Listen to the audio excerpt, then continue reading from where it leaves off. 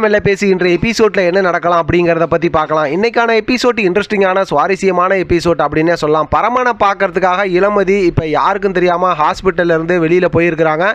அந்த இடத்துல நர்மதா படுத்திருக்கிறாங்க. அங்கே இருக்கிற டாக்டர் நர்ஸ் எல்லாமே இளமதிக்கும் நர்மதாவுக்கும் ஹெல்ப் பண்ணிக்கிட்டு இருக்காங்க. வெளியில் பார்த்தோம் அப்படின்னா குமரேசன் காந்திமதி கிட்ட லீலா வந்து உள்ளுக்க இளமதி இல்லவே இல்லை, இளமதி வந்து பரமனை பார்க்கறதுக்கு ஜெயிலுக்கு போயிருக்காங்க அப்படிங்கிற மாதிரி தொடர்ந்து ஆர்கியூமெண்ட் பண்ணிட்டு இருக்காங்க. வெளியில் குமரேசனும் காந்திமதியும் அப்படிலாம் இருக்காது அப்படிங்கிற மாதிரி பேசிக்கிட்டு இருந்தாங்க. இப்போ பார்த்தா இளமதி அங்கே போனாங்க, பார்க்க முடியலங்கிறதா நமக்கு தெரியும் இல்லை. மறுபடியும் திருப்பி இங்கே வந்துட்டாங்க அப்படின்னா இப்போ ஜெயிலுக்கு போயிட்டாங்க அப்படிங்கிறனால வந்து அங்கே நிற்கிறாங்க. இப்போ பார்த்தா எப்படி வருவாங்களோங்கிற மாதிரி நிறைய நம்ம யோசித்தோம்.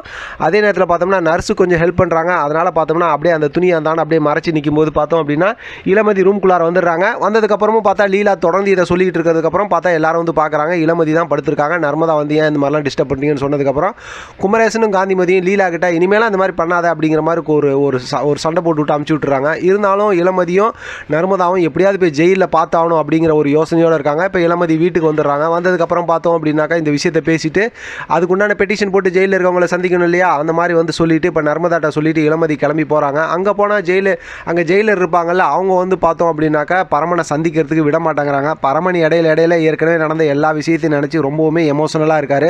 இந்த விஷயத்தை பார்த்தோம் அப்படின்னாக்கா கலாமா கிட்ட ஃபோன் பண்ணதுக்கப்புறம் கலாமா இருந்துட்டு ஒரே வார்த்தை சொல்லிடுறாங்க, பரமன் இளமதியை சந்திக்க வைக்காதீங்க அப்படின்னு. அதனால் சொல்லி அங்கேருந்து அமுச்சு விட்டுறாங்க. பரமன் வந்து உங்களை சந்திக்க விரும்பலை அப்படிங்கிற மாதிரி சொல்லிடுறாங்கன்ட்டு. ஆனால் இளமதி வந்து இதை வந்து நர்மதா கிட்ட சொல்லி ரொம்பவுமே எமோஷனலாக பேசுகிறாங்க. இப்படியெல்லாம் பண்ணுற கலா வந்து இன்னும் என்ன வேணால் பண்ணுவாங்க, சீக்கிரமாகவே பரமனை சந்தித்து எல்லாம் சொல்லிடணும் அப்படிங்கிற மாதிரி சொல்கிறாங்க. இப்போ இந்த விஷயத்தெல்லாம் பார்த்தோம்னா கலாமா ரிஷி கிட்ட பேசுகிறாங்க. எப்படியாவது அவங்கள பிரிச்சாகணும், அது வரைக்கும் ஜெயிலுக்குள்ளார வை, நம்ம அடுத்த கட்டமாக முடிவெடுக்கணும்னு சொல்லிட்டு இப்போ பார்த்தா இளமதி வந்து கோயிலில் பேசி அதாவது காசு வெட்டி போட்டு எல்லாம் பிரிஞ்சுட்டாங்க அப்படின்னும் அடுத்து டிவைஸ் பேப்பர் அமுச்சு விட்ருக்காங்க அப்படிங்கிற மாதிரிலாம் நிறையா போய் சொல்லி கலாவும் ரஞ்சிதமும் போய் நேராக ஜெயிலில் இப்போ பரமனை சந்திக்கிறாங்க. இதெல்லாம் கேட்ட பரமன் வந்து ரொம்பவுமே எமோஷனல் ஆகிடுறாரு. டக்குன்னு வாங்கி அந்த டிவைஸ் பேப்பரில் கையெழுத்தும் போட்டு கொடுத்துட்றாரு. அதெல்லாம் பார்க்குற கலாவுக்கு ரொம்ப சந்தோஷமாயிடுது. ஆஹா, நம்ம நினச்சதெல்லாம் நடக்குது அப்படிங்கிற மாதிரி. எது எப்படி பார்த்தாலும் பரமன் இளமதியை சந்திக்க வைக்க மாட்டாங்க. இது டிவைஸாக அப்படி இப்படிங்கிற மாதிரி தொடர்ந்து பிரிக்கிற வரைக்கும் கொண்டு போயிடுவாங்கன்னு நினைக்கிறேன். அதுக்கப்புறம் பார்த்தோம்னா அதாவது ஏன்னா இது ஒரு பெரிய ஒரு விஷயம் இல்லை. கலாமாவை பற்றி இளமதி வந்து பரமனுக்கு புரிய வச்சாகணும். அது வந்து ஒரு பெரிய கதை இல்லை. அது கதை முடிஞ்சுன்னா கதையை இந்த சீரியலே முடிஞ்சிடும் இல்லை. அதனால் வந்து அடுத்தடுத்து நமக்கு நிறைய எமோஷனல் மூமெண்ட்லாம் காத்துக்கிட்டு இருக்கு.